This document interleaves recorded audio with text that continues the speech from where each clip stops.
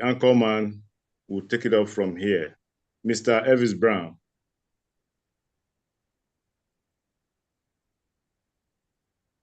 Mr. Elvis Brown, are you there?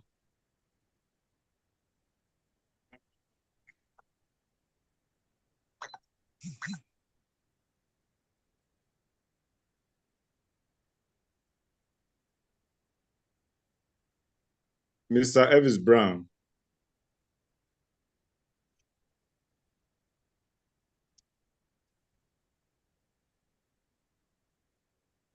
Okay, so I think Elvis Brown is thrown off, perhaps network.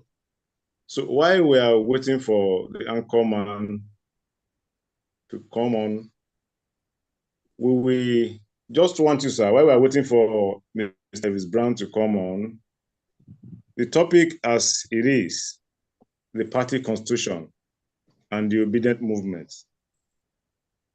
And of course, we know that the Obidient movement is already, as of today, an integral part of the party. But the constitution seems not to have recognized them. And that is, as it is now, not too comfortable for those stakeholders. And that is why we are having this session. Perhaps you just give us an overview, sir, on this topic and what way forward on it while we wait for the moderator.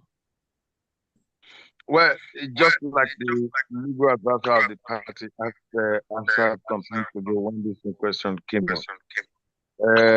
In the crafting of the constitution of the party, you are aware it didn't take into contemplation the existence of the Obidient group. Of course, you and I would agree that the Obidient group came to Labour Party not up to 2 years ago, and at which time the constitution of the party had been put in place. I am aware that quite a number of the Obidient group are highly placed and highly intelligent people.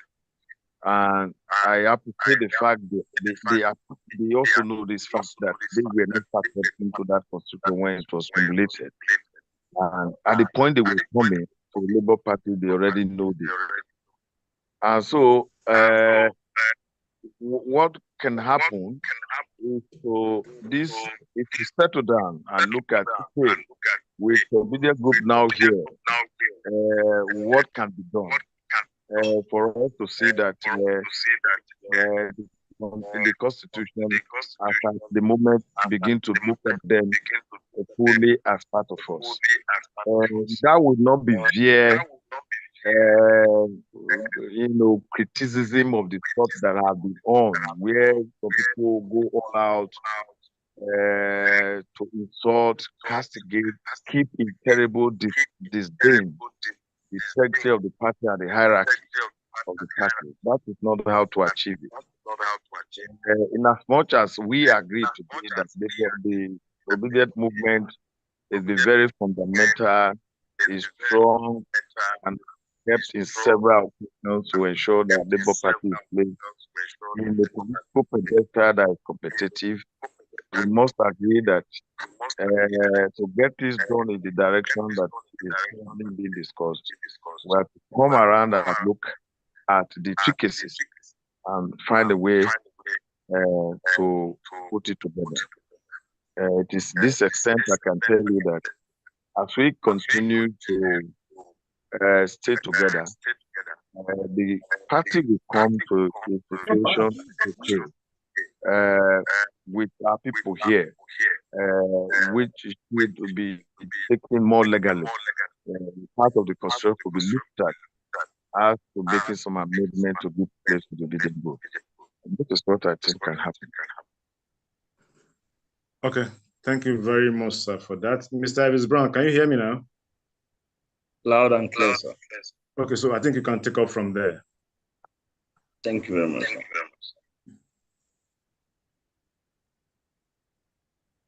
Mr. Chairman, sir, can you hear me? Yeah, I'm available. I'm available here. Okay, the honorable member of the Federal Assembly, Honorable Edosa, was here, was on this show last week. And we had a beautiful interaction with him, even though there was a disagreement between him and your legal advisor, Barrister Lucky. I want a clarification over some of these issues that they disagreed on. First of all, before we get to that point, is there a plan for constitutional amendment for your party? Well, constitutional amendment is from time to time. As soon as it's some possible amendments are considered and contemplated by the NEC or members of the party, who shall so suggest and send it up to the NWC. I can't tell you now that in the immediate that we are to send the constitution for a review. Don't forget that the immediate past convention reviews some part of the constitution, and that is being currently done with a view to transfer those amendments to a clean copy of it. But I'm not going to tell you in the next 3, 4, 5 months, the party is likely to undertake another amendment. But there is what we call a special convention.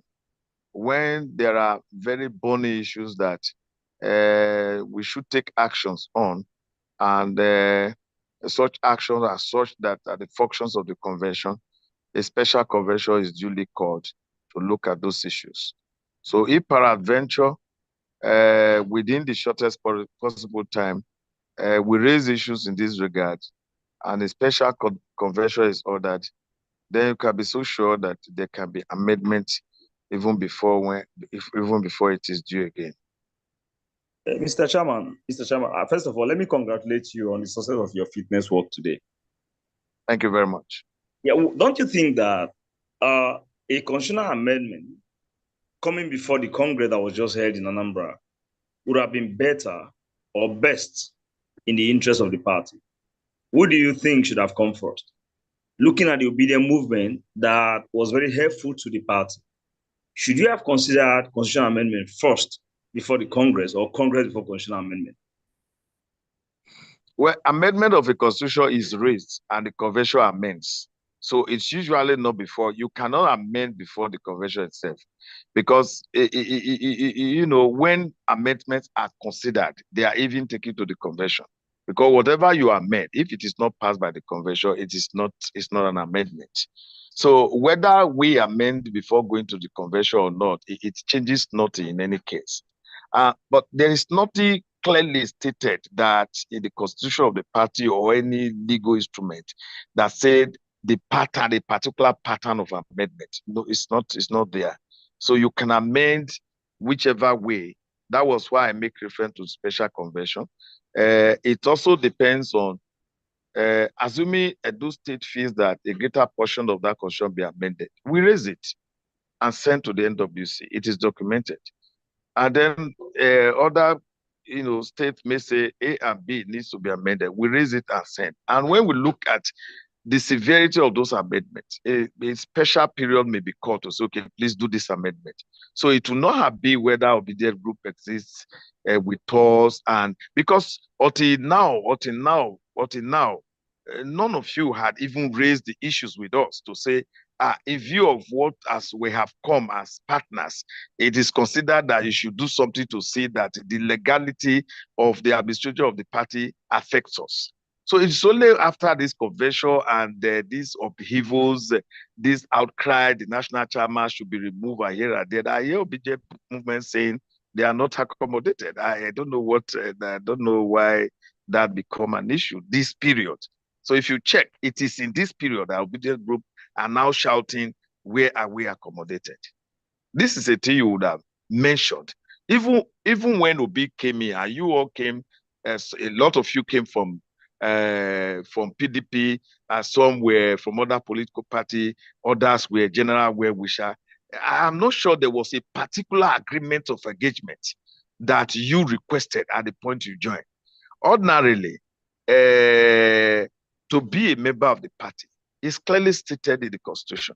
It's not like giving a special concession to any group whatsoever. The joining of the party is start from the word, and that is why we emphasize that all Obidient group coming to join us at that particular time should refer to their wards and local government and register as members of the party.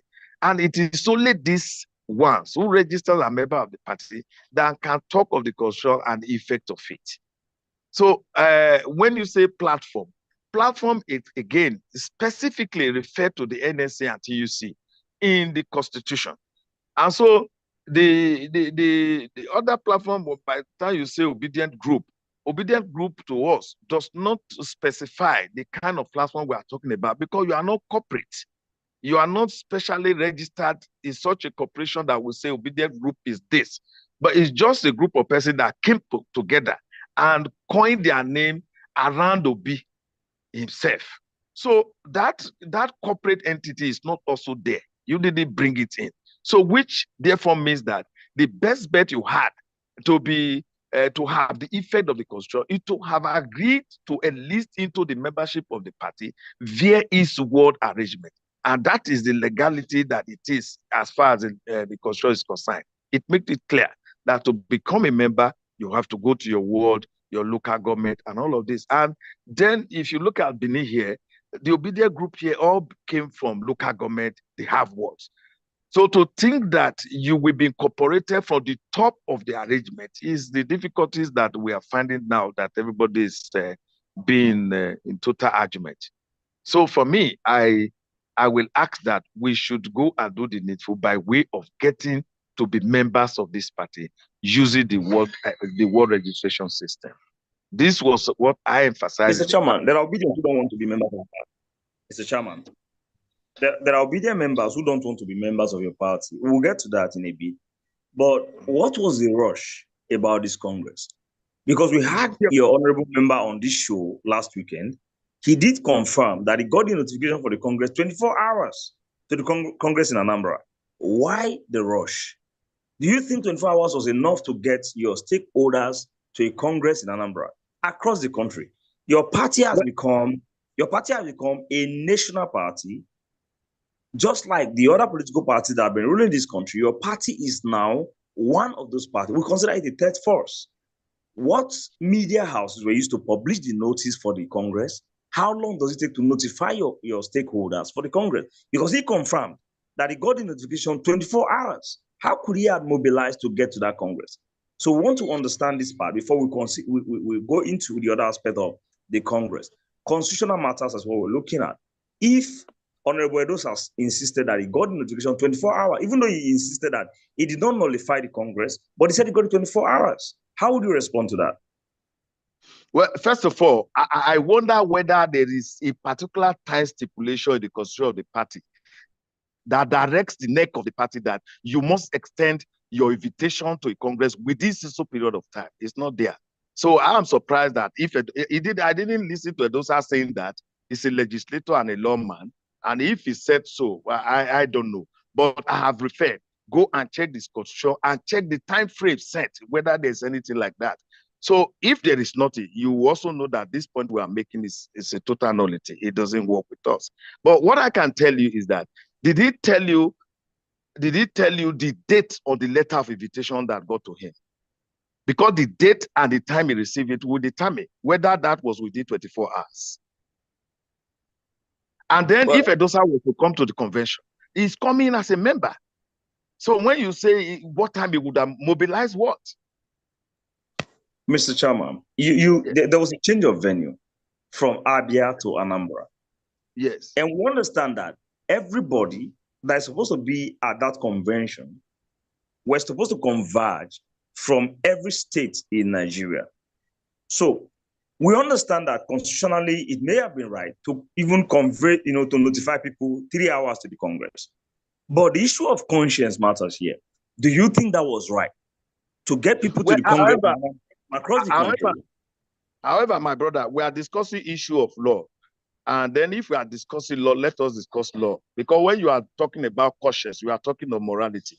And we are aware that when issues of morality conflict with issue of law take precedence. And that is what we are discussing here. So it's not a matter of conscience, sir.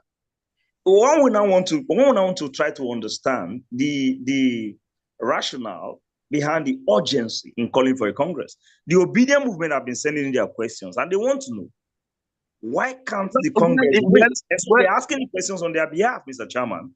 Yeah, that's what I'm also asking. I'm also answering on behalf now. I know they are not your questions, so that's why I'm also answering on behalf. You know, so it depends on your terminology of what is urgency. As far as the party is concerned, we didn't think that we were doing it urgently because the time to run a Congress was due, and then we have to go about it. And the appropriate body that was expected to direct it directed. So when you are talking of urgency and all of that, I don't get it. Is it that we should have worked with the time of the Obidient group or the time that the main administration bestowed with the responsibility to deliver on that subject, how to do it? Is that what you are saying? Definitely, Mr. Chairman. Mm-hmm. Because as of today, the convention was run according to the stipulation of the Constitution. Nothing is removed, except you can fault us on that basis. Then I talk all of that things are non issues. Obidient group are very important to us. We are happy with them, but do not try to keep us in such disdain that we have seen. Because this question you are asking, you are talking of urgency. What's urgency about it? We were not even urgent because the party sat and found out that at so period we have to do this. And what we were supposed to do was done, except that it's the Obidient group that is talking that we were urgent. And I begin to wonder, from what point are you saying it? Is it from the point of law? If it is not from the point of law, then of course, I think we should get together and run the business of the party together from where we are. And put all of that behind us. So we forge ahead. That's what I can. That's the admonition I can give. But as far as that going by the political commission of NLC, Mr. Chairman, there's another party, another national party right now. Well, the law is not aware of that. Now let me also quickly address you on that. You are saying political commission. The political commission stemmed from where? From NSC. Have you asked that political commission they are talking about, which is entrenched in their own constitution? Have you asked what is the duty of that political commission? Did you also think that legally it is possible to exhume a particular portion of a constitution of another entity to make it applicable in the operation of another entity? Are we not aware that these are two separate entities registered differently and operate different constitutions? And NSC is deceiving the whole of Obidient group, telling you a political commission. I am NSC myself. Ajero, Ayuba were my contemporaries. We both contested the election that brought them to power. So what are they talking about? That political commission that was established, put in the control of NSC, which mainly is to go and check, liaise with political parties and check their doings, how it affects the welfare or how it appraises the welfare of workers in this country. That is their responsibility, and not to superintend the actions and operations of Labour Party. Tell them I say so. So they cannot play politics with the life of the workers of this country. I am NSC myself, a former president of an industrial union affiliated to Nigeria Labour Congress. Ask them, who is Comrade Ogbaloi KSA? I was in the office for 2 terms. I left in 2018. Go and ask Ajero. When I and Ajero broke out of NSC in 2015, when we discredited the election that brought in Ayuba, we formed what you call the United Labour Congress. In that order, I was Ajero's vice president. But because he ran through the back door, went back to the NSC and took office, he's talking. Has he paid his dues to this party for as long as we are discussing now? Have you asked him that? They are telling you political commission. A political commission that is stated in the constitution of NSC. You are bringing it to use in Labour Party's constitution. Does it work like that? Obidient is bigger than this to be deceived. If Ajero wants some persons from the Labour movement to join us, and he thinks that it is until he drive away the president and drive away the other. In fact, Professor Udubak, who is talking to you here, was an auditor in USC when we formed it. Professor Udubak will call him, tell him who is Kelly. So when you are talking of NSA, are we not NSA ourselves? Even the Abure you are talking about was the president of the Communication Union. He was the president of that union. Mr. Chairman, Now, what are we talking about? let's look at Article 14A1 of your Constitution, shall we? Yes, go ahead. Because yes, I'll need to read that to you so that we can have an understanding of why the Obidient have your Constitution. They have been going through your Constitution, and they've been asking questions. All right. Now, Article 14 of your Constitution, A1, talking about the convention, it said the National Convention of the party shall hold once in 4 years. A, composition. 1, national chairman and all members of the National Executive Council, including the NLC and the TUC, presidents and general secretaries. So your constitution gives them powers to be part of that convention. And they are saying, look, we're not part of that convention. And so as a result of that, that convention is null and void. I would like to actually throw light on that so that they can understand why their position is already. Okay, now that portion please, says. Mr. Chairman, please also throw more light on the issue of the judgment, the concept judgment of Mr. Kolawale addressing the issue between Labour Party and NLC. Thank you, sir. Okay. Now, my dear brother, you says that Article 14 says NSC and TUC are part of it. Yes, which is the platform. What you are saying indirectly is that the president of NSC and his general secretary shall come to the convention. The president of TUC and his general secretary shall come to the convention, which is 4 persons. Are you following? Are you saying that if 4 persons were absent from a convention, therefore that convention is a nullity? Is that what you are saying, sir? That portion didn't say so. Because that portion you read give no compulsion, give no specific status to NSC or TUC that if you are not part of this, this will not happen. I don't know whether I've explained it. Well, that you have, Mr. Chairman.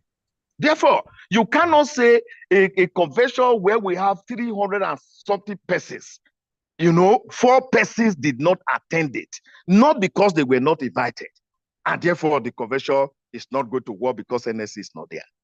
Read the Constitution again. Check whether there was any portion of that Constitution that gave special status to NSA at TUC. Any special status. Go and check.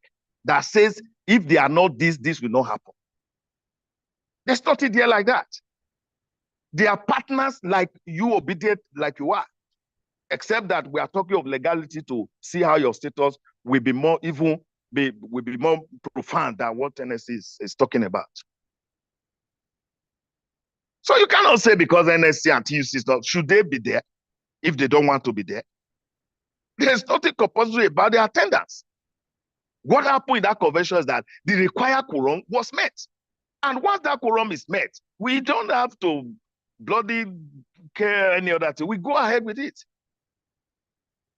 So people are invited to meetings, and for obvious reasons, they decide not to attend it. And then what do? You say because they are not in attendance, therefore the action of the rest persons is in nullity. No, we don't work like that, sir.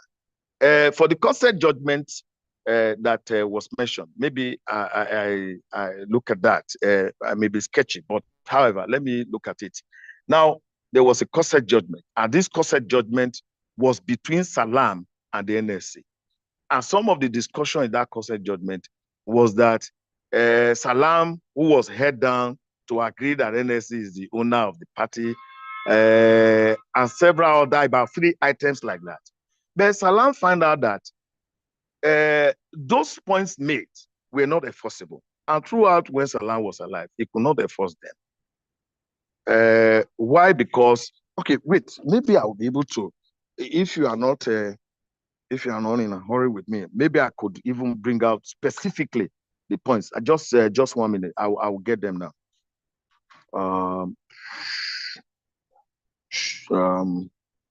Julius.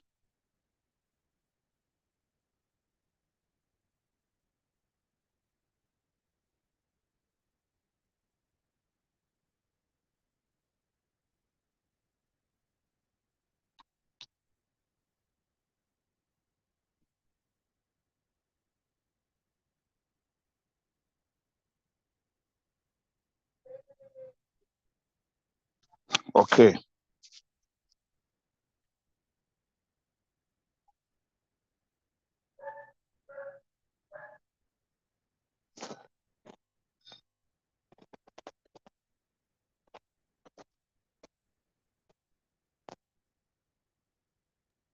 Why you are trying to do that, Mr. Chairman? Mm.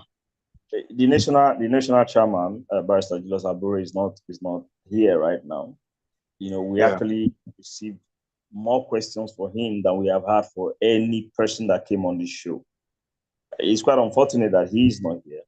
But while you're looking for that document, you know, to look at, I want to ask you to react to the issues that we have had to discuss some of the members of your party. Honorable Richard Edosa, for instance, like I said, he did mention that his non-attendance did not invalidate the Congress, that it was inconsequential in as much as a quorum was formed. But he did say that he got it 24 hours. So right now, your party is going to go through another legal process like it did with the Apapa faction. Today, Mr. Chairman, would you say your party is different from the APC and the PDP? I can tell you that by over 100%, this party is different from APC and PDP. Yes, because if you put the analysis of the litigations and the quarrels we have had, it cannot equal that of the PDP and APC. Not at all. Not at all. Yes, every party we have is its side problems. But what I think is even critical to check whether we have done well or not, it will not be by judging from the squabbles we have eternally. We must disagree to agree. And I can tell you that even in all of these NS is talking about, in all of these Labour parties talking about, we will come to round table and resolve them, because they too will understand that they misfired, and we will check where our mistakes were and we reconcile. So as far as we are concerned, we are better and far better than APC and PDP in all ramifications. Beyond the Congress, Mr. Chairman, yes. Your national chairman has been accused of embezzlement. He has been accused of forgery. There's so many things surrounding your national chairman. He has been said to have acquired houses and land within the past 2 years during the Obidient movement. And so a lot of the Obidient guys are saying, look, this guy is not different from the APC and the PDP. He's not different from what we're trying to change. But you're not here to speak for him, though. But they believe that with these issues on ground, the Congress, the accusations and all that, they feel that your party is not different from the APC and PDP. So there has to be a way you explain that, look, these are the reasons we are better than those parties. So what are the reasons you can put up? Well, the reason I can put up, I will put up is that now APC have ruled this country for how long? PDP have ruled this country for how long? And how far has this country been developed? So how much of injuries have we sustained within the period of years? Juxtapose that with the existence of Labour Party and when it came into governance. By the time you check, you find out that the ease of PDP and APC is far more than that of Labour Party, because we have not acquired that. And then if you say the national chairman is accused of that, you are saying the national chairman. I will hope that when it comes, you ask him those questions. I don't know the house he built. I don't know the money he has. But one thing we also ask ourselves is that before he became the president of this, became the chairman of Labour Party, did we take inventory of his property, what he owned and what he didn't own? Do we have evidence to that fact? And we also have the... I'm not defending him. I understand you are not defending him. We have received, if he was here, we would have put receipt before him. And then we ask him to actually, respond to that based on the Constitution. I understand you're not defending him, but we have receipts of accounts, transfers, and purchases that we're supposed to put before him. Unfortunately, he's not here. Now, I want to give room to some person to ask you some questions, Mr. Chairman. I will first call on Mr. Thaddeus. He has a question to ask you. After him, I'll call on other persons. Then I'll come back to you. Is that okay, Mr. Chairman? Thank you so much. Can you hear me, please? Yes, I can hear you. Can you hear me? Yeah, I can hear you. Please go ahead. All right. Thank you so much, and I appreciate the opportunity given to me. I'm not taking it for granted. First of all, I want to begin to say that I'm not happy. I'm one of the saddest person you can think of when it comes to issues of Labour Party right now. You know, the Obidient movement, we started with a whole lot of expectations, invested a lot of energy individually and grew as groups. Please, can you introduce yourself? Please, can you introduce yourself before you continue? I'm sorry. Please introduce yourself. I did. My name is Julius Ugo. From which state? I'm in Abuja here, please. Okay. All right. Go ahead. I said, in fact, I listened to the last speaker, but I'm not pleased, even with his explanation, struggling to even give some explanation. Labour Party as it is now, it's so surprising and shocking to a lot of us that within a short period of time, it has a battered and shattered image. I tell you, whether we accept it or not, we choose to accept that fact or not. And it has a lot of consequential implications, whether we like it or not. I mean, look at the national chairman. I'm not indicting him, but on the surface, look at the allegations. Look at the convention. I know we're trying to defend that, but then the outcome of the convention, and I want to be as plain and simple as I can be and fast because of want of time. A convention where people like Barr comes out as national deputy leader South or whatever. Well, I'm just saying because I have a lot of dossier about everyone who is there. But then the thing is, we are not happy.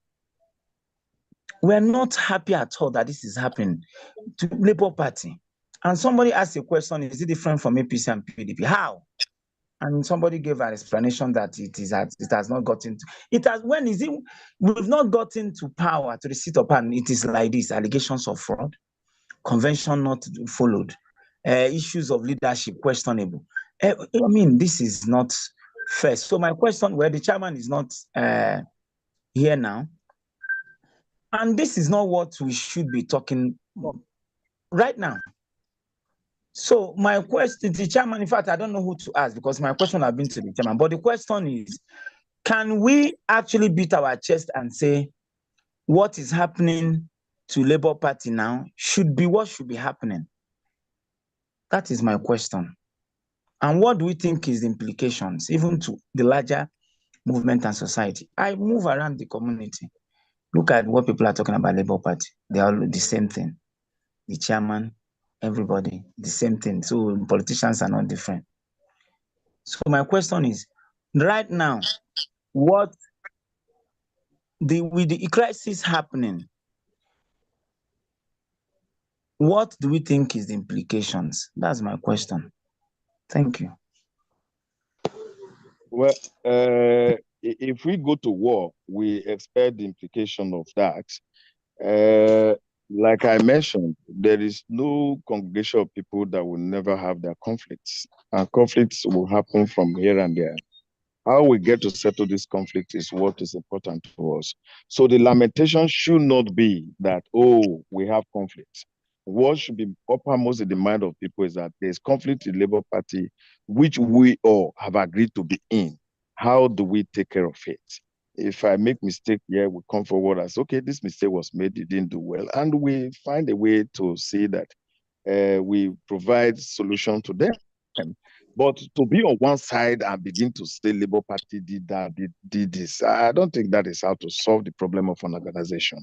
So yes, if you say with these cases, what is the opinion of the public? Yeah, the opinion would not be the best to us, certainly. But I think what we should do is not to unnecessarily escalate it. You just mentioned that convention not done. I don't know what is the meaning of that. Convention was properly done. I will continue to tell you that. This is not defending anyone. I'm part of it. So if you fought it, you must be able to tell us categorically what legal backing do you quote to say that the convention was not properly done. If there is not like that, then we must leave this aspect of the convention not done properly. Yes, you talk of the national chairman. The question you asked, he built houses here and there. Those are his questions. I will not be prepared to answer those ones. But if there are other questions there, I will take them. So as soon as we are able to engage, then you can ask him, we learned you build houses overseas here and there. How did you build them? And then we'll be asked to go to that. That is all I can say this. Thank you very much, Chairman. I want to call on Pastor Job Zemoji. Pastor Job Zemoji is from Onwa East, I suppose. I think that will be your problem, Mr. Chairman. So I want him to ask his question. Pastor Job, please. Good evening, all. Yeah. Thank you. Go ahead. Okay, thank you for the privilege to speak on this meeting tonight. Mr. Chairman, good evening, sir. Yes, Job, welcome. Thank you, sir. First and foremost, I really want to appreciate you for showing forth in this meeting. And the most unfortunate thing now here is the national chairman that is not here present. Was supposed to be here to answer some of those questions that are directly pointing to him. Some of us are from different parties. To start with, all because of Peter Obi to Labour Party. As it were, some of us were not products of Labour Party. But because of the person of Peter Obi, we find ourselves in Labour Party. But today, what we are seeing is not what we expected. But what was in our mind, some of us, was to change the narrative. See what is going on in this country. In Party A, PDP, Party B, APC, and others. Thought to be able to change the narrative with Obi. But seeing what is happening at various levels of the organ of the party, some of us are not encouraged at all. But when you look at some of the primaries that are being conducted or that are being conducted by this party, Labour Party. Sorry, substitutely, which primaries are you talking about? Most of those primaries, let's precisely that of the National Assemblies, House of Reps, in most of them. If I'm not, sorry, I'm not the moderator here, but I like to, Job, you know I'm not supposed to take questions from you, but for obvious respect of this sense, that's why I'm listening to you. You know that very well. And you are talking of primaries, of which one? Is it primaries that has come and gone you are talking about, where people were elected upon such primaries? Is that what you are talking about? Job, you are aware that I asked you to leave the office because of matters that were very unclear. Are you aware of that? You were my officer in Onwa East, and I removed you. You are asking me questions? You have the competence to ask me questions? These are the issues. So I will appeal to the moderator that I am not taking any question from Job on this matter. Because your records are in my office. I'm with you, Mr. Elvis. I understand the relationship or the issue between you and the chairman. So I want to a question from Nwaji. Please go ahead and let's not get into personal issues between Pastor Job and the state chairman. Please. Evangelist, please go ahead. Okay, good evening, everybody. The state chairman, good evening, sir. My fellow colleagues here, good evening, everybody. My question is, I had wanted to ask this question to the national chairman, but it's unfortunate that he's not here with us. But I believe the EDO state chairman can as well attempt to answer this question. First of all, sir, from your tone, I can discern that there is this issue between Labour Party mainstream and the Obidient. And also, I want to ask you one question, sir. Number one, in fact, I have two questions. Number one is that how is the Labour Party mainstream relationship with Obidient in Edo State? How are you managing the relationship? How far? What is the relationship between the Labour Party and Obidient in Edo State? Then secondly, are you aware, after the convention and the outcome and the hula baloo going on about the convention, is there any directive from the National Labour Party that they should be very careful with the Obedience and not to have further relationship with them, or not to have anything to do with the Obedience? Because in my state, in Delta State, this is what the latest information we are having. The state party organs and the LGAs up to the world, they are beginning to severe relationship with Obedience. For example, it is now known in Delta State that you must not occupy Labour Party position as Obedient and also be a member, you must not occupy Obedient position and also be a member of Labour Party. That you must divorce yourself from the Obedient group, support group, or whatever group you belong to for you to be a member of Labour Party or hold any office in Labour Party. Can you also throw more light? Because this is a question I had wanted to ask the national chairman. So these are the basic two questions I have for you, sir. Thank you very much. Okay, let me take the last one first. Now, in the single statement, there is no directive from the national to that effect as don't relate with Obidient group and here and there. No, there's no instruction like that, as far as I know. And then secondly, if you say support group, we do not see Obidient group as a single support group. But if they are collections of several support groups, it's a different matter. Support group oftentimes are usually non-main members of the political party. And support group, as it were, is candidate-based. Candidate-based. It is only in the case we are now, we've seen that support group are even going beyond the candidate and identify with the party. So, and that is why we say, okay, Obidient group, with a view that you identify with the party deeply, make yourself full members. That is what we ask them to do.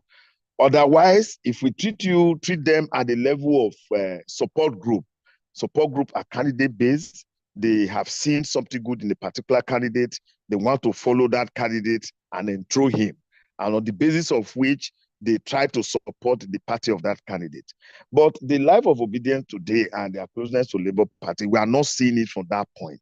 And that is why we have emphasized, gentlemen, as good as we have been to ourselves, please be a former member of the party, so that at the end of the day, when we are applying the constitution, it affects you as it affects us. And so, as of today, we don't have any relationship severance from Obidient group. If you look at the stories and news, you found out today we had what you call fitness walk in Edo State. And this was particularly organized by the Obidient group in Edo State. So if we are not working together, they will not do it. We deployed materials and resources to the Obidient group, and they brought theirs and they made the fitness walk in Edo State in a worthwhile. It's in the news as I speak with you. As far as we are concerned, we are not at loggerheads with Obidient group. But that is not to say that if there is one or two who, for obvious reasons, didn't do what is right, who run foul of the regulation of the party, we will not take notice and ask such action to be addressed. The number one was, sorry, if I'm not missing, if I'm not answered that in the two. The number one was, can you remind me, sir? Sorry. Okay, you have tried to answer the number one, your relationship with Obedience. How is it in Edo State? It's profound. We don't have issues with them. And I also said that, yes, in 100 persons, you might have 1 or 2, 3 or 5 who would feel that they will be otherwise. Hello, are you there, sir? Hello? Yes, sir. Yes, sir. Yes, sir. In 100 persons, there may be 1 or 2 persons who run foul of the normal behaviors. And such persons will normally be called to order to say, no, we can't allow this to happen.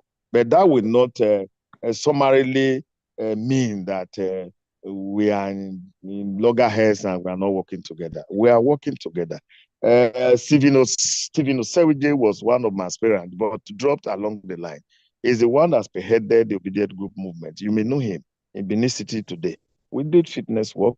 My capacity candidate by Zapata was there. I was there, and every well-meaning Obidient group member, Labour Party members, we were there. We converged. We took off from Ring Road. How successful was that, please? I mean, in terms of number. Sorry? Sorry for cutting, but please, we would like to know, it interests us to know how successful was the fitness work today in terms of the number of participants and absolutely successful. That's what I'm trying to say. Absolutely successful. You will hear it in the news. You will also see the pictures. I think Abure is there. He was in Benin City today, and I think he can also speak to that matter. So we are in good relationship with the Obidient group in Edo State. Well, I was there. I was at the fitness walk today, Mr. Chairman, and I saw you, and it was a beautiful fitness walk today. I can speak to that. Yeah, it was successful. I was there. I saw it. I was part of it. It was wonderful. So these were all Obidient group. And I want to tell you frankly, sir, if you take the sense of those who were present there, they were all card-carrying members of Labour Party. If you check. Mr. Chairman. If you take yes. Mr. Chairman.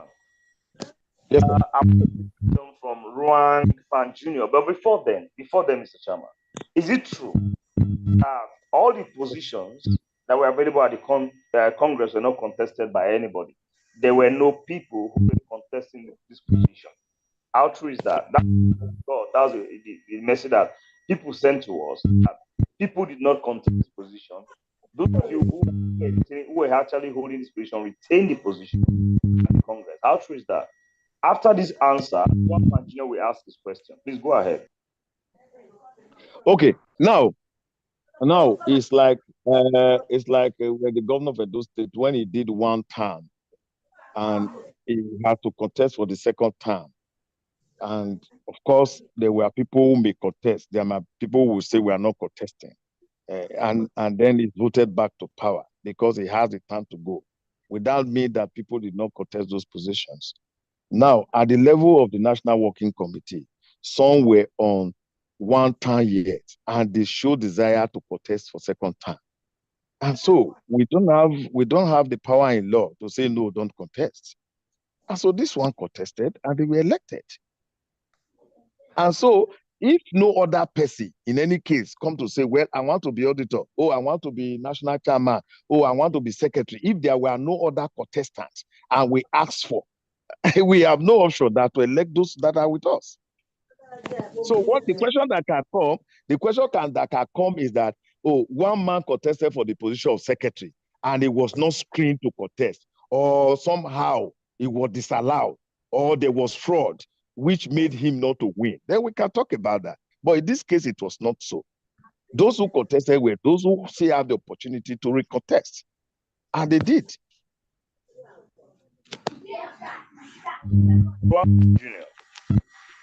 No, but you know, particularly some of us from the Obidient movement, we're not happy with some of the outcomes of even the convention. And I did want to mention a particular name. I have no issue, but I just want to mention a particular name in terms of the outcome, and I just want you to rate it. We have someone who actually integrity is questioned anyway by all and sundry, even in the media. Well, even as it is now, if you have anybody whose integrity is questioned, as much as you didn't forward that opinion to us before the Congress or during the Congress, we didn't have anything in our hands for which such a person should have been disqualified. But if you feel strongly that you have something against that, you still can do your your petition to the National Working Committee and to say that one of the persons that emerged for that convention didn't have the competent character to do so. And of course, a committee will be set up to look at those things. And if find them, if find him culpable, then a by-election will be called and such a person can be replaced. So these mechanisms are there. But to say that we ought not to have elected him because he has questionable character, which were at that time in your mind, in your own mind, those were the things you thought and you didn't bring them out. So we couldn't work with them. So as of now, he's been elected. It is, if you say he has questionable character, well, that's an opinion we didn't know about before he was elected. Thank you, sir. Ruan Jr., if he's not here, then we should call somebody else. I'm right here, sir. Good evening, Mr. Chairman, sir. It's nice having you in the platform. It is my pleasure, sir. Thank you so very much. Yes, sir. My name is Ruan Jr. from Plateau State. And just out of curiosity, prior to the 2023 elections and even after, wherever you see Abure, the national chairman, you will always see Peter Obi as they move. After the elections, we're also together. But out of curiosity, was Peter Obi at the convention, the Labour Party convention? Because one would have expected that would have played a major role there. And if he wasn't, what really happened? And secondly, with the conflict around the Labour Party, what is Peter Obi's position? Okay, now, first of all, Obi is a very important person to Labour Party. We hold him in very high esteem. He's highly respected. Would have wished that when we went to court, we would have won and he becomes the president of this country and life would have been made better for the whole of us. He's a very distinguished human being. His antecedent speaks for him, and any day, any time, we will acknowledge him. But let me say very quickly, to that convention, Obi would have been an individual coming to that convention. He would have been an individual coming to that convention. And therefore, if for any reason he didn't come, that does not discredit the convention. That does not take away the legality of that convention. It doesn't. Because anybody could be invited to an occasion, and for obvious reasons, he could not attend. So when we say one important person did not come to a particular gathering, it does not make any meaning. It's in terms of legal interpretation. As far as we were concerned, Obi would have been voted as one single person in that convention. And so it was a convention where people would be elected. It was a convention where the National Working Committee was ready an account of the past activities of the party. So there was no extreme impact anybody would have made. But it's just by way of looking at the document, it's either you approve or you disapprove. And when you disapprove, we send it to committee to check. When you approve, we move on. So that it was not there. And we come to say because of that, we begin to haggle on so many issues and all of that. It doesn't help us. At best, it's a drawback as far as I'm concerned. The second question was, I hope I'm not forgetting that. Sorry, many things in my head. Don't. I understand. I said with the conflict around the Labour Party, what's Obi's position, sir? Well, that will be his position, not mine, and it will be unrequired if I have to talk of what the position of another person would be. But I think, not being too critical, Obi is aware that the Labour Party is his own, and he should take a positive position that will make Labour Party work for him. We have more times ahead. 2027 is knocking. Don't forget that this same convention, we have granted Obi a free access to the ticket of the party. That is to say that in terms of running primary for the presidency in 2027, he gets it as a first right. No other person will compete with him. That is the position of that convention. So I think that we can disagree in our house, but we must come back to build it. He has come to Labour Party, he has made it well, and he will continue to make it well. It is not at this point we'll begin to turn back on ourselves. This is what I can say here. Mr. Yes, Chairman, thank you. And just to follow up to your Dr. Okay. just to I'm follow thinking up. please. Dr. Okay, please go ahead. Good evening, everyone. Good evening, Chairman. My question is just one. As a party, governance is important. And when there is an allegation against an officer, it remains an allegation. But I think there also it's an incumbent on the authorities to investigate that allegation to establish whether there's a substance or not. There are so many allegations against the chairman. I am one of the persons that have complained against the chairman. I'm a member of a Labour Party, and the national chairman of the party extorted money from us in Ebonyi State. Has the party made any effort? And of course, it's not just from Ebonyi, but other areas.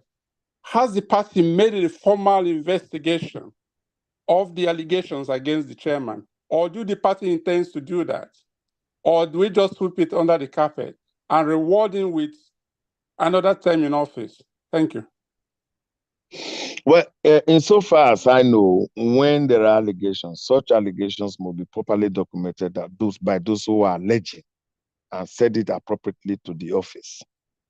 As of today, I'm not the National Working Committee in any case. I'm just a NEC member. As of today, I'm not aware there was specific written petition to that effect to the party. Say, look at what this man had done. If there is, and no action will be taken, I'm sure that we can send reminders. We can even petition the NEC itself. And when NEC is petitioned, some of us will get copies of those documents, and we can't keep waiting here. We must look at this, assuming the National Working Committee is not prepared to do what is right. But what we see is this social media team. What we see is this television front talk. What we see are some allegations that are not substantiated. It's just like the national treasurer will come to the front of television and say about 3-something billion have been taken. But show the document. Like the question we ask, you are the national treasurer.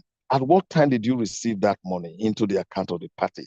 And if you did receive, at what time were those money withdrawn for the account by the national chairman? I'm not defending him. And now, if they were not lodged into the account, why, as a national treasurer? That money is not 300,000 naira. And so those are the kind of allegations we hear. It's just like somebody has said, oh, he had built houses everywhere. Now, what are the evidences that these houses were built? These houses are owned by him. Of course, somebody said the receipts and others are with them, I'm sure. When you document that and send it to the office, to the National Working Committee, then we look at them. But if you say them on television, if you say them on social media, it becomes difficult for the party itself to act on it. And so that's why we are saying, when we have issues within the party, instead of breaking some portion of the constitution by going to do communication extraordinary, disallowed by the constitution, you should bring it in. Have a way of dealing with the issues internally, first of all. It's until we are not able to surmount the challenges internally that we now say, okay, since we could not, we are going to this extent. So, sir, my view is that if money is extorted from you and you feel that it's not appropriate, write a proper petition to the office and say so. And then the office will set up machineries to investigate such issues. Thank you very much, Mr. Chairman. I can reliably tell you, Mr. Chairman, that we've received a lot of documents relating to the national chairman. One of these documents is the monies that were actually returned to one of your aspirants, Kenneth Imaswagbon Riceman. We have those documents. And we've received documents of purchases of houses and lands and all that. But we will put those to the national chairman when it comes on the show.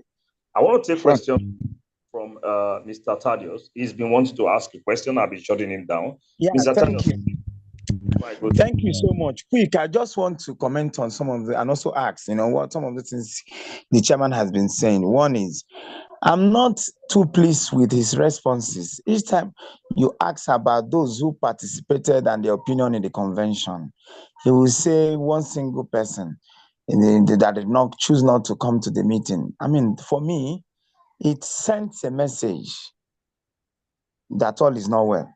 And the approach that the national executive is also taking. And it sounds to me also that, after all, the national chairman Abure is still present. I think just like you're speaking for him anyway. By each time, I just listened to the questions and your response. Why is this one not at the meeting, at the convention? Oh, one person that did not come is not important. I mean, no, very critical. Let me quickly correct you, sir. Let it not be my. Sorry, sir. Let it not be my words against your words. Well, anyway, Obi has made a press statement and made himself clear on his position about the convention. Fine. Let it not be my words against your words, and don't try to Labour Party has been there over the years. One after the other. Labour Party has been there over the years. And if you look, now put it side by side, the impact that Obi and the Obi movement has made with Labour Party, you can't wish away any single person. I mean, you know that. How many years, what was Labour Party before the the Obi movement coming? Let's be sincere. They've been there struggling, crawling. So for example, look at the convention, sir. Maybe you tell us what the provisions of the constitution about the party convention. Are all the members, when we talk about members of the National Assembly, both in the Senate and the House, were they present? Were the chairman of the, I think we need to look, some of those things we need to look at. The Constitution said that excluded the National Assembly members from attending the convention, and yet maybe your response should be that they are also not, if they choose not to come, it's also not significant. Does that tell us that it is well, that all is well? That's number one. And again, I think we need to re-strategize if we really want to make any headway. Yes, the party has decided that Obi, but that's on the surface, could take the party ticket.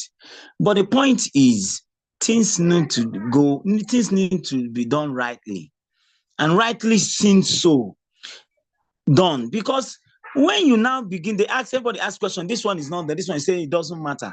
It doesn't matter if they did not come legally. No, that shows Abba.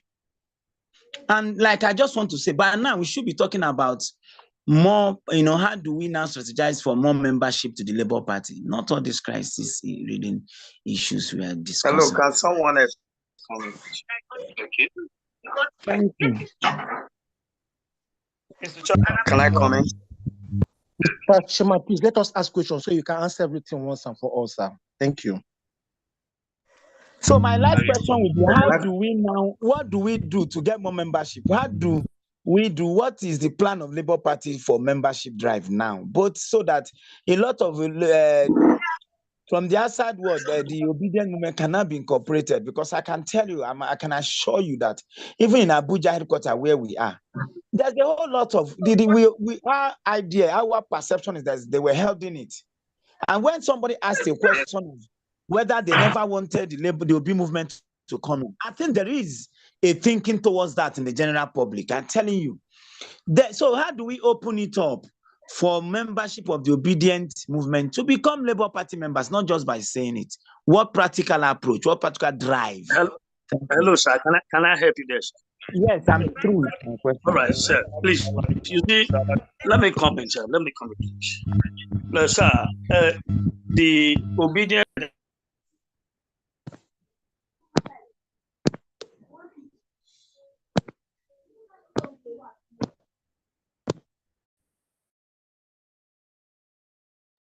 Okay, we've lost that. Mr. Oladipo, can you go ahead?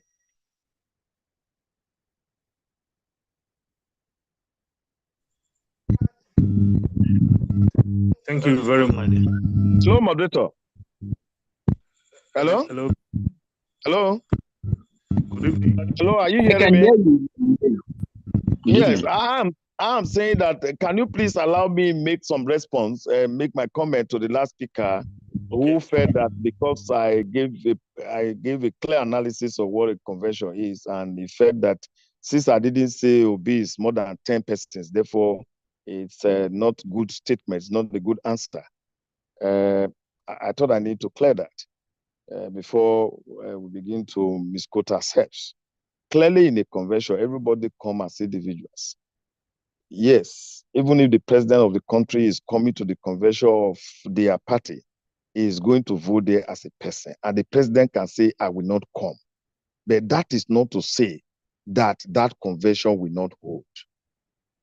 That's the point I made. I'm not saying Obi is less important. And before I went to say that, I made clear statement about the sagacity of Obi to the party. So let's not bring sentiment into answering the questions. Obi is our principal, we love him. But as far as the convention is concerned, he was duly invited. And if for any reason he didn't come, that is not to say the convention should be cancelled, as it is in the mind of some of us. That's the point I made. OT was there, and other principal persons were also there. And if you say the National Assembly people were not there, were they invited? That is what you should bother about. Were they invited? Have we also checked why they were not there? So you can't then come to crush the convention just because you think some persons you wish to have been in that convention were not there. So please, let's not go into sentiment on this. I'm not defending anyone, but I'm a party man. I won't stand here for the party to be destroyed. And that is why I mentioned the disdain at which the party itself is there, is something that is very sad. Now, you just mentioned the party was there. The party was there. It was nothing. Now, this is a situation of two partners coming together. Yes, the party had the gun, and then you brought the gunpowder later. Does that assign to any part of it to have done too obviously better than the other? You have what we didn't have, and what you didn't have, we had it. And that is how we came together to drive the party. So why do you assign to yourself the best part as the one who has drive Labour Party to be where it is? So let's not bring sentiment to answer the questions. I want to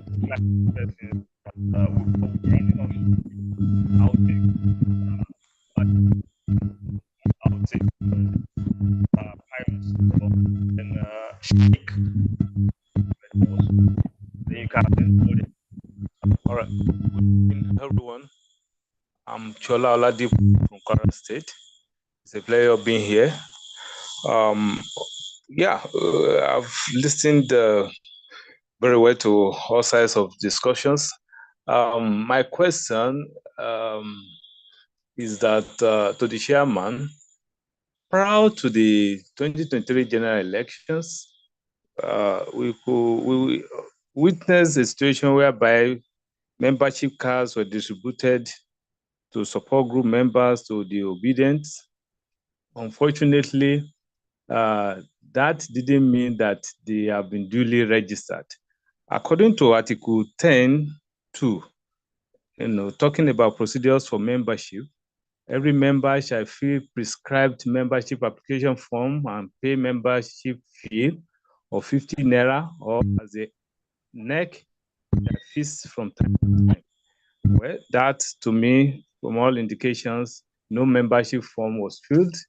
I don't know whether NEC would have chosen to skip that. I also would like to confirm the present membership fee, whether it's still 50 naira or it has been, refused by the NEC. So our experience generally is that even after the elections, efforts were made by Obedience to get registered, but unsuccessful. So, like one of the last speakers said, what is the practical approach of LP to membership drive? That is very important to us going forward, because it is often said that politics is all about a game of number. So that is key, whether LP is desirous of having more members or only want to, get supporters. Please, I would like you, the chairman, to quickly address that. Then as a rider to that, in Kwara State here, like, most other states, according to reports, it is hard to find membership register, even in wards. There is hardly presence of LP in most wards across across this federation in terms of even membership register. So how do you plan or LP plan to resolve that? It is very key. When LP is not very much present at in ward levels, there is no membership register, even at the state secretariat, at what level of local government. How do we get all these issues properly resolved in terms of properly organizing the party? Thank you. Let me yield the mic. Yeah, thank you. Well, it's okay. It's okay. Thank you so much, my brother. What you pictured is a bit novel to me, because if you say there are no register, no anything to register with, that would be funny. Because the current assistant secretary of Congress of the party at the NDC is from Kwara State, one Chipotime. And so it's fun like that. It's something that we'll take up at the next level, because we are all asking that every state must be developed by the officers that are there. And the development we meant was that you must populate the place. And if you cannot, it means that you are not doing the job. So let me say that this is strange to hear. I would appropriately take it as a part of what I will put together and see whether take it up to the level of the NWC, so that they will look at what could be particularly wrong. Hello, are you there, sir? Please Hello? go ahead. So what could be particularly wrong in that direction? Why you can't find register and nobody is manning the position to get things going there? It would be very sad if we found out that the state is as poor as you mentioned to us. So I'll be taking it as a personal ambition to discuss, and I can tell you that we'll get to the root of it. But however, before that time, if you are in Kwara State, please try and find the state chairman of the party at that level. Bring these questions to him as well, and escalate it so that we can get more answers to it. And while you do that, I'm sure that some mini attention to correct the lapses might come up. But like I will continue to emphasize, and like you read in the Constitution, politics is done at the grassroots. Membership starts from the wards to the local government. So even in Abuja as we speak, you also will be able to know that these are the political zones and wards here and there. Everyone who is intended must be able to get to these stratas, to ask questions and do registration. As at the time 2 years, year plus ago, when cards were distributed, those distribution was done exigent upon the situation we had. Also, big came, and we needed to do so much, and so we were not to be looking at what is properly regular. So most of those cards were given out for members to register. For me, membership drive is also going to be by us who are here, not just by anybody from abstraction. You are already in your ward, you are already in your local government. We are general canvassers. As a chairman, I go to my locality and every locality in the state to talk about Labour Party, to win souls into it. That's what we do. So it's not going to be the responsibility of just one person. For those of us who have been elected to say we will do the changes, we must also try to bring membership to it. This is what I can say in this direction. Thank you, Mr. Chairman. This is being charged by. Thank you so much. Good evening, all. Good evening, Mr. Chairman. My name is Payo Sebong, an unrepentant obedient, by default, a member of Labour Party in Akwa Ibom State. I'm sure I would have loved I thought that Barrister Julius Abure will be on this meeting, this my question would have been directed to him. But at the same time, since you are acting for him, I believe, I might as well also ask this question. I'm sure you know that there is an issue in the Labour Party of Akwa Ibom State to the level that I would say that the party is capitalized in Akwa Ibom. It is no more secret. Now, there is a video, there is a voice message that is circulating online from the national women leader of Labour Party, calling Obidient in Akwa Ibom State Obidient. And that really, really infuriates people like me. We know that Obedience all over Nigeria are in millions, if not tens of millions. But the real card-carrying members of Labour Party are in thousands. And people like me, who is an unrepentant Obidient, we have been working very hard to make sure that we bring Obidient who are outside the party into the party. And we are having it very difficult in Akwa Ibom State, and that is what led to what is happening right now in Akwa Ibom State. Now, for the national women leader to issue such a voice message in the communication between herself and probably the chairman of Labour Party in Akwa Ibom State, calling Obidient Obidient and using all sorts of derogatory words, on the population that could make up, a great number of membership of Labour Party in Nigeria. It is not good at all. So I would love you to pass this message to Julius Abure. If the party does not want to lose the millions of people that are outside the Labour Party that would like to come in, that the national leadership of Labour Party should be very, very understanding and welcoming to Obidient members, wherever and however they are. Our aim is to win election. Politics is a game of number. I have never seen a place where political parties are driving away members and prospective members. But that seems to be what is happening in the Labour Party, especially here in Akwa Ibom State. I rest my case, sir.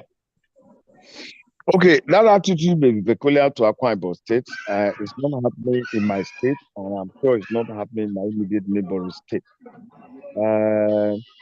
But I am definitely not going to join the national woman leader in that charade. Rather, I would, if that is correct, because I don't have the best message, let me, in abstraction, try to make an apology on his behalf. On her behalf, I mean to say, if that statement was made, it is derogatory and should not have ever been made at all. If it were. We appreciate the fact that your numbers are great. Like I answered in the past, it takes two to tango. And so that is what we are doing here. You need Labour Party and Labour Party needs you. The very moment anyone is thinking that I'm superior in any way, then this ragly will continue to be. Let us put down the toga of what we are and all of that, so that even the very poor person in the midst of the whole of us will find a place to belong. We love Obidient Group. We want to work with them. I have just answered what we are doing in those states. Nobody is driving anyone. We insist that he should register as a member and is beneficiary, because in terms of constituent issues, the party is looking at its membership first. And it is those who are registered with this party that will be considered as member at the end of the day. So I'm sorry that kind of development is in that state. You are also an experienced person. An adage in my place is that if you scratch a portion of the body, with the intensity of how it scratches you, at the end of the day, we go out. So I will add that no matter how worried and disturbed you may be as a leader, you have to come back to yourself and be sure that we have our hands on the plow. And no matter how much we feel worried, we cannot look back, because if we do so, we would have even failed the country, we would have failed the people of the Nigeria state. So let us bury the hatchet and go on with the singular result we have all had to come to this arrangement. This is my submission, sir. Thank you very much, Mr. Chairman. I want to take the question.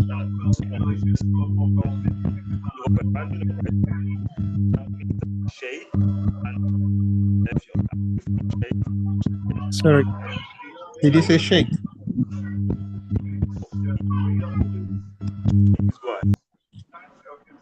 Elvis, I really can't hear you, so I don't know if you're saying I should go ahead.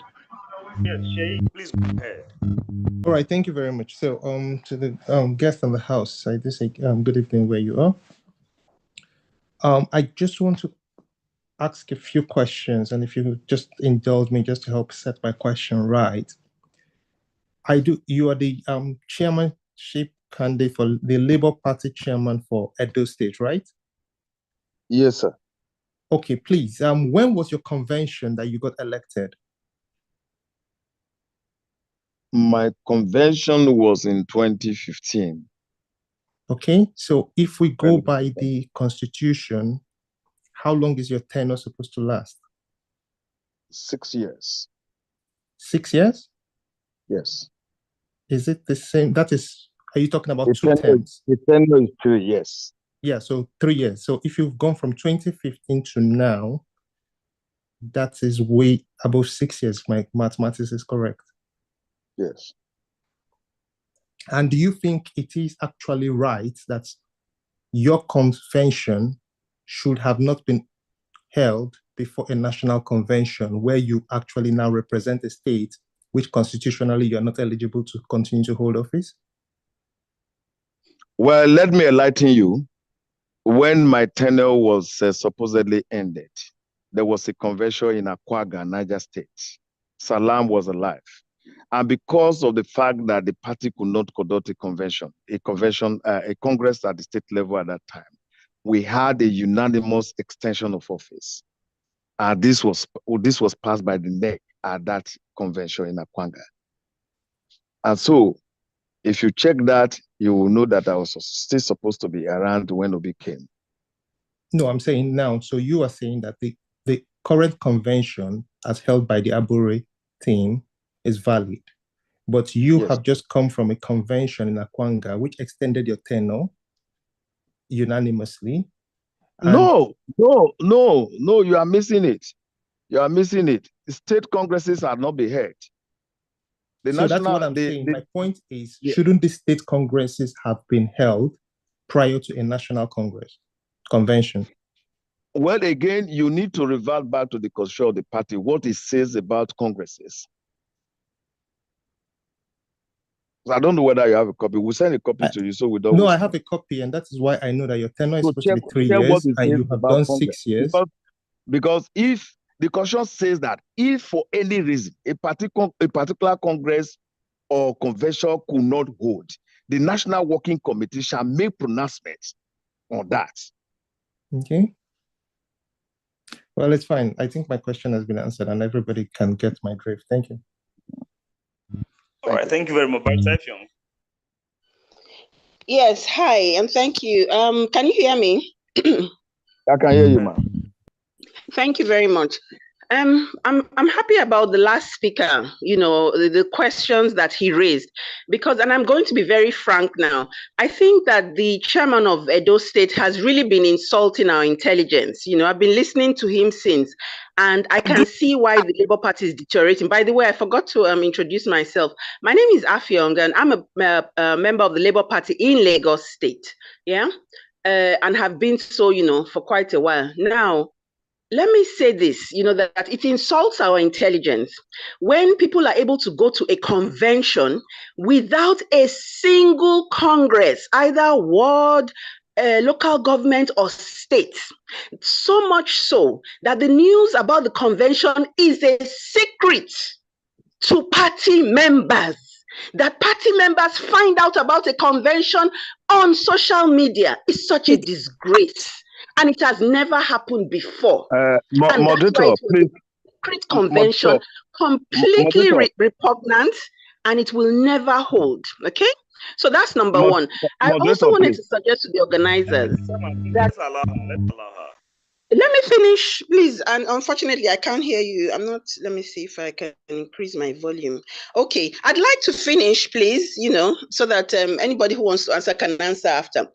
Secondly, I'd like to appeal to the organizers that maybe the next thing you want to organize is for us to have a debate, i.e. people who have another position, apart from what some of these excos have, so that we can break things down, and maybe we can actually have a session when we actually look at the constitution, because I think that our intelligence is being insulted. I was hearing, yes, B, although the candidate is important, his presence is not mandatory, the National Assembly. I mean, it was so terrible listening to this. And these are the things that give us such a bad image outside. And now, if we have state chairmen like this, you can see why Julius Abure, has been led into the woods. Because if you have terrible advisors around you, you would definitely go wrong. No party does conventions in secret. You don't do that. How did the people that attended that convention, what was the basis of their meeting there, of their going there? Did you have delegates? How were the delegates chosen? How is it that members of a party do not know that their own party is going to have a convention? I've never heard of such an atrocity before, and that's what it was. Now, let's leave that for a minute. I want to come back to the Obidient movement, and for all the Obedients here to listen. All the time on platforms, Obedients insult the Labour Party. Oh, the Labour Party was rubbish. It was nonsense. Before Obi, it was nothing. I heard one. Obedience movement is in millions. Labour is just so denigrating all the time. Like the Obedient movement is doing the Labour Party a favor. This is politics. And the party is an institution that needs to be built, that has been built. If it was not built before, there would be nothing for Mr. Obi to come into in 2022. Show some respect. And if you don't show respect, where are you expecting to find love from? Even on platform, you hear people insulting the Labour Party. Oh, we're obedient. We're going to do this. We're going to do that. If people think that politics is hopping, you change from one party to the other party, then Nigerians are going to know you as that. As people who are not able to stay in any place and build. Crisis is natural. Even if you have a new party tomorrow, there will be a crisis. There are issues. So it should be about us resolving things. That's my message to the Obedience. But my problem is really with the so-called Labour Party people. Those of us that are Labour Party members. And let me say this. I would, ask all of us to go and read, not read, to actually study the Labour Party, the Constitution, and even the reason for the formation of first the party that was called Party for Social Democracy and then the Labour Party. It has a specific ideology. It has a specific reason for being registered, for being in existence. It is a workers' party. It is a pro-people's party. It's a party with a specific ideology, with a specific agenda. And we need to study that, because the current crop of people that we have as excos, most of them all over the country, are not real Labour people. Yeah. And that's why we have the nature of the crisis that we're having, that people think it's okay to swindle potential candidates. And I say, oh, you didn't report it to this. And, it's not before us. It's not one person that accuses the party of swindling. It's not two. It's not three. It's not four. It's not five. And we're not worried. The Labour Party will be cleansed, whether we like it or not. These elements that have turned the Labour Party into a tax collecting office, that have turned the Labour Party into a special purpose vehicle, that have transformed, or rather that intend to transform the Labour Party into APC and PDP, they will be flushed out. I can tell you that for free. So let's continue like this. But I'm saying this, I'm making this intervention, and usually I don't intervene like this. I listen, and I've been on a lot of your meetings, and I've chosen just to listen, and assimilate things. But I felt so fed up today, up to my throat, listening to the chairman of the party in Edo State.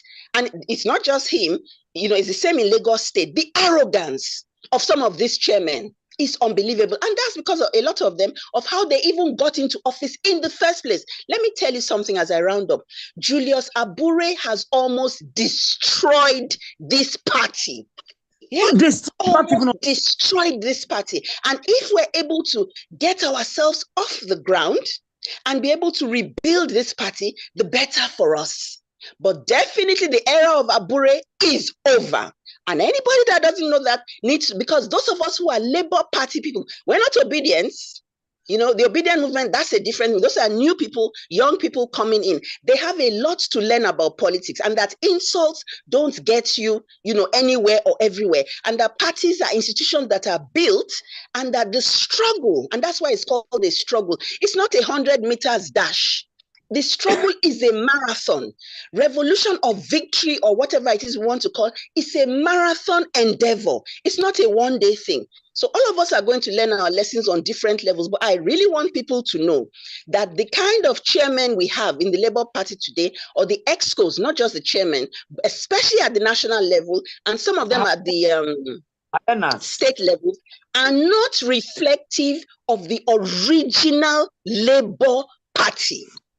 It's, you know, it's a reflection of our decadence from which we're going to lift ourselves and come back up. And finally, to the organizers, I want to say I would love to have for you to organize a thing where we're able to come up and debate some of these issues specifically. And hopefully, if Julius Abure is able to come, that would be excellent, so that he can be, we can engage with him in public as Labour Party members. Thank you very much, Chair, for this time. Thank you. Thank you very much, Barrister Effiong. I'll talk to my host, and then we'll look at the issue of a debate, and then we'll get back to you.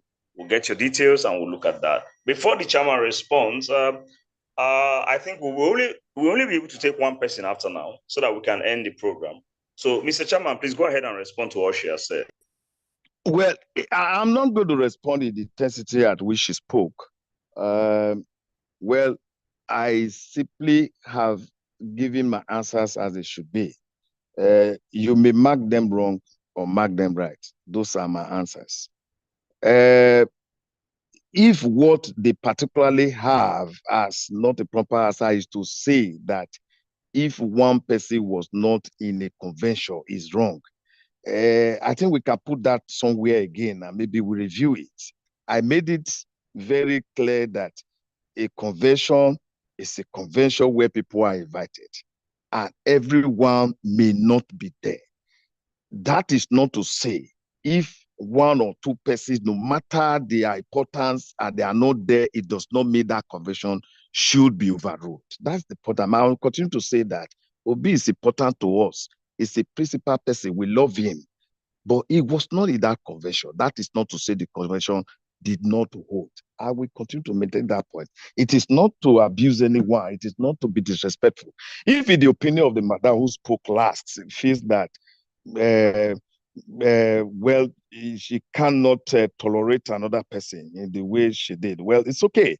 But what you can do is to juxtapose us with others and see whether we're actually showing that kind of arrogance he's talking about.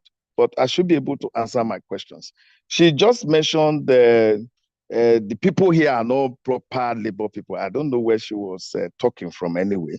But I think some other discussion she will find out who I am. Actually, too, if I'm not a proper Labour man, will understand who I am. I mentioned here, Abure himself we are talking about.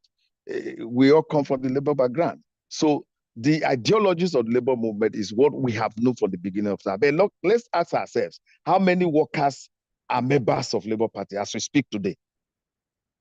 How many workers from the civil service that are members of Labour Party? There are none. Even in some states, I can tell you categorically, the chairman of Labour Party of NSC in Edo State is a member, card-carrying member of PDP here. So what are we talking about? I expect that there can be more robust debates when it is arranged. If you want to flush me out of the office, you can go ahead. There's nothing to bother about. No one's life is tied around one particular office. As far as I'm concerned, I have come over time. So I won't go to start crawling because I'm holding an office. As of today, if you say the national people stole money, I'm not sure you can say that about Kelly. Not at all. Otherwise, you bring the document, we look at them, we work on it and see whether I'm culpable or not. If I'm culpable, yes, you can take your action. If the place has become a special vehicle, as she has said, I'm not aware. Those who are National Work Commission answer that. For us here, there's no candidate who will say funds were extorted from him or her as far as Edo State is concerned. Dosa was with you recently. Yahweh is also here. Neda is here. And of course, Akpata is here now. Ask if the party here had extorted money from anyone unduly or ask you to give what is we are not supposed to give. You can ask those questions. So there's no need bringing anger into this discussion the way we feel. It is this how I can answer my question. That's how I'm answering them. She quoted, if you go to the constitution, go and check what they did say about convention. Unless you want us to begin to listen and take verbal instruction from outside the confines of the Constitution. It's only then people will shout us down. As far as we are concerned, the Constitution is there. If you are invited to a convention, you could not come. That does not overrule that convention. That is the point I'm making. It does not matter how highly placed you are.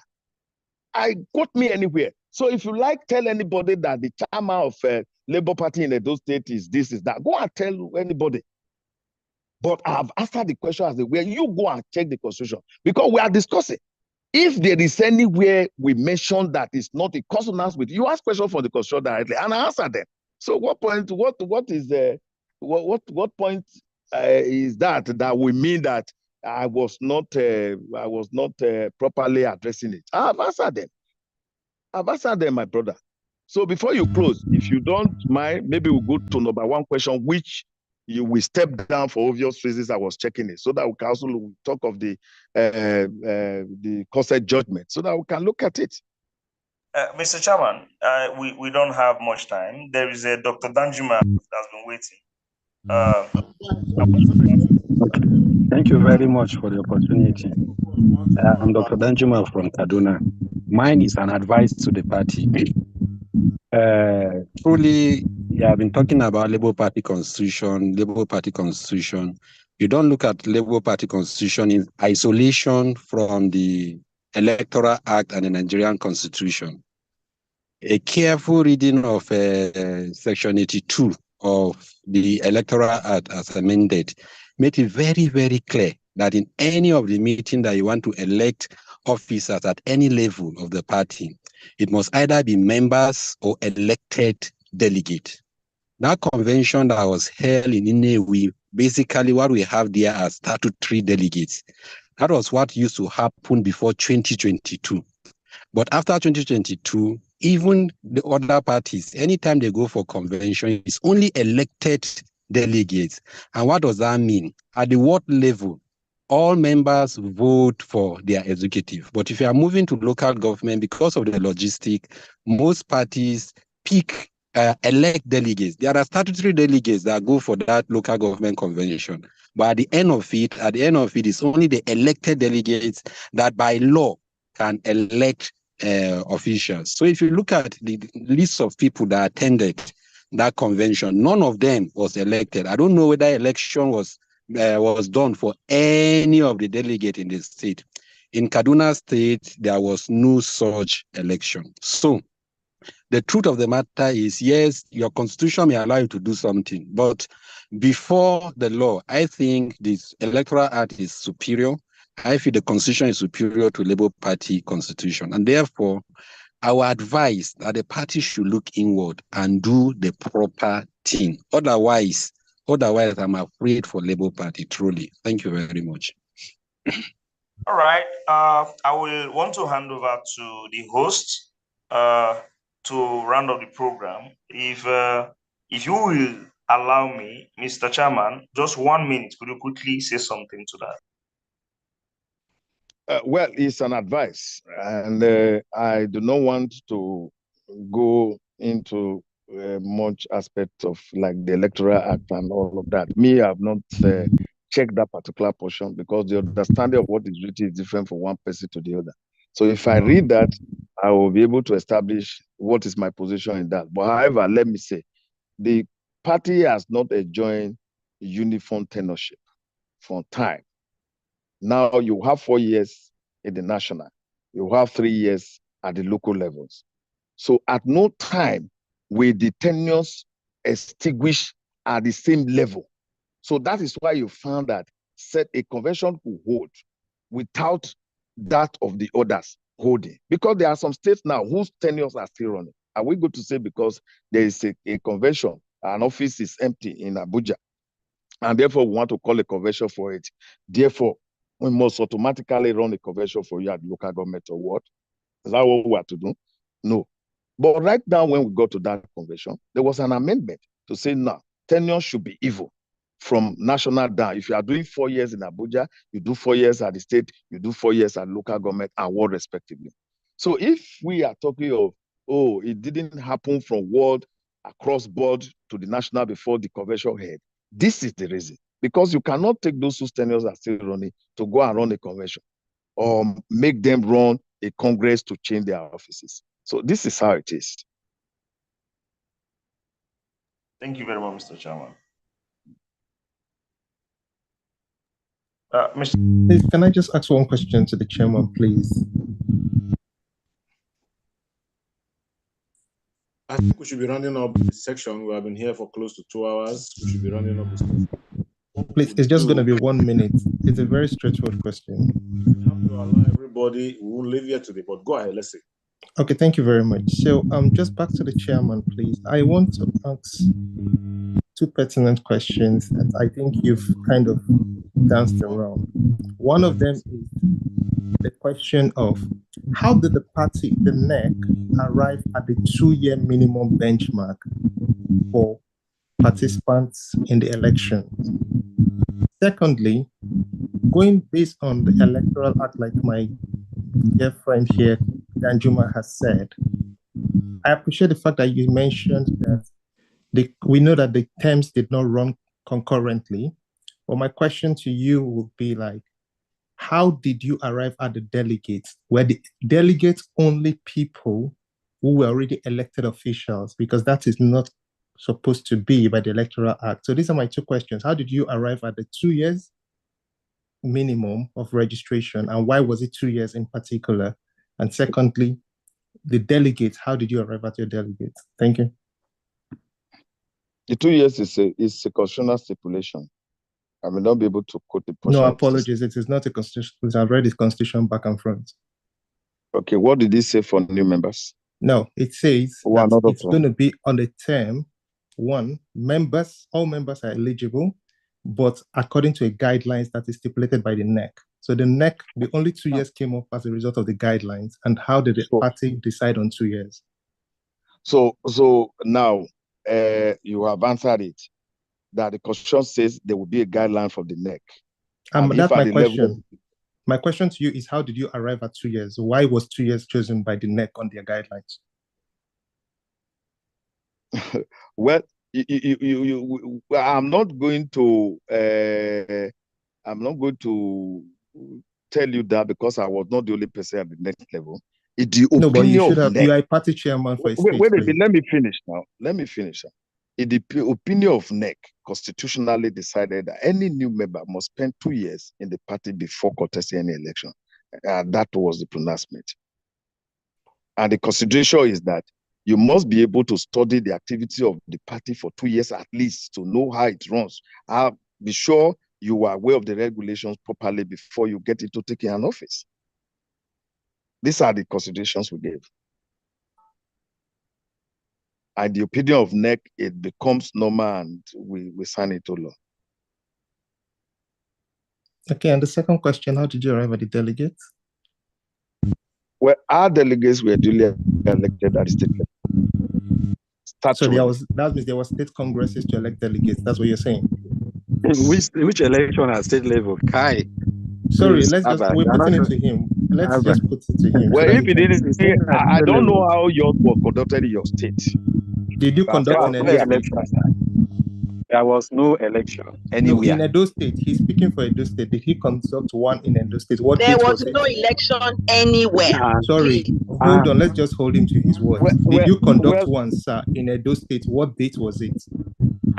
It is obvious now that Abure is surrounded by council of Ahithophels. That's just what may I, sorry, moderator, I'm not here to be sorted by the Obidient group. Can I withdraw, please? Language. If you feel that the convention is not properly done, please you can approach the court and we'll meet there. So no, I'm sir, out. we are exchanging ideas. No, I withdraw. If you feel that no, Comrade Kelly, we are exchanging ideas here. We are discussing. The convention is not properly conducted. Approach the court. You don't bother yourself. Just approach the court. We meet there. It's not about approaching court. It's about doing the right thing for the sake of the party. The other woman came and insulted now me. we are all here to look at what the party has been doing. Do you know I'm married? I'm not a boy, and he's insulting me. What's the meaning of that? Because I'm a chairman. What the party is having. You know that I'm just asking this question, like you mentioned now. Mr. Chairman, please, can you listen to me? Everybody listen to me. We can all now be talking. Like I said, we have been here for 2 hours. And of course, we cannot exhaust this discussion this night. So it's going to be an issue for onward discussion. But just before we allow the state chairman to go, that is still here. I can't see him any longer. Yes, I'm here. Okay, sir. So just before we allow you to go, sir, please, can you throw some light on the consent agreement? We are going to do that, and that will be just our last discussion for this night. Thank you very much, sir. Go ahead. Now, before I go to that, even those who are saying 2 years, not 2 years, how many persons are financial members of this party? How many of them pay your dues to the party? How many? The same constitution that voted. If you are here for 6 months and a card carrying member and you didn't pay your dues, you cannot even contest for anything. Are you aware that constitution also says so? Please, let's just have a summary, sir, on the consent where everybody has been studying the constitution very closely. So why are we now coming here to insult the chairman? Why? What's the reason for that? Some of these are personal. I'm an adult. I'm not. Don't just insult me directly like that. I'm an adult. I'm not a small boy. I want to apologize for that. The other woman came now and they get me insulted. I'm married, a fully married man like myself. You are insulting me in a public forum like this because I'm a chairman. What's the reason for that? Very sorry, sir, for the outbreak. Sorry on our behalf. I think it was too harsh on our words, especially when you talk about the council of Ahithophel. That was too harsh. Yeah. Very sorry, sir. We apologize, sir. I don't know why they think you can just come and put the man on the spot here just because you heard that I stole money. Well, sorry, I also extort money from people. Please accept our apology, sir, and let's wrap up. Thank you, sir. We are very sorry, sir. We are very, very sorry. Thank you, sir. Now on the consent judgment. Now, like I started saying, Salam signed that agreement, and one of the agreement, I'll be reading from somewhere now. The first declaration in the current judgment was to the effect that NSC was the owner of the party. This declaration was illegal and unconstitutional since it was contrary to the provision of 1999 Constitution, the Electoral Act 2010, as amended by virtue of Section 80. No, Section 80, sorry. Yes, Section 80 and now Section 77 of the 2022 Electoral Act and the Trade Union Act. This is the reason why the ownership they claim cannot work. Section 221 of the 1999 Constitution prohibits any association for contributing to the fund of a political party. In addition, Section 50 of the Trade Union Act makes it criminal offense for any union or its official to contribute funds to a political party. Section 77 of the Electoral Act provides a political party registered under this act shall be a body corporate with perpetual successor and a common seal, and may sue and may be sued in its corporate name. So what this one is saying is that as an industrial union, which NSC is, by superintending the conglomeration of industrial union in the country, cannot own Labour Party. And that is why the first part of that consent judgment could not be effected by Salam before he died. I'm moving forward because I'm reading from another place. Sorry, are you there, sir? Sorry, are you there, sir? Hello? Go ahead, sir. Okay. Then the second declaration mandates the partners to convene a national convention in line with the provisions of the party's constitution. Again, Absalam, as the national chairman, could not convene the national convention. The power to convene a national convention is vested by Article 13(2)(b)(a) on the National Executive Council of the party.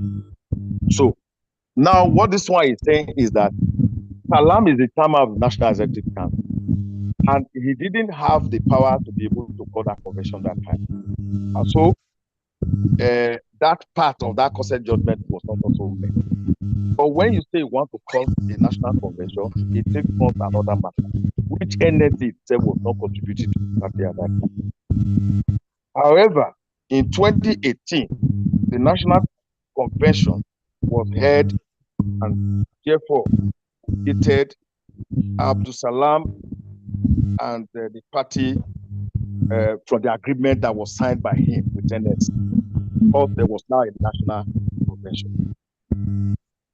We are, however, surprised that the NSC and its council, Falana, had continued to parade the current judgment and leave the party of any judgment tried by the court. But if you look at the above, you find that those parts of it were not justiciable, they were not enforced them, arising from the fact that there were even implications where the National Constitutional Amendment was affected, and indeed the Electoral Act, which I read out there.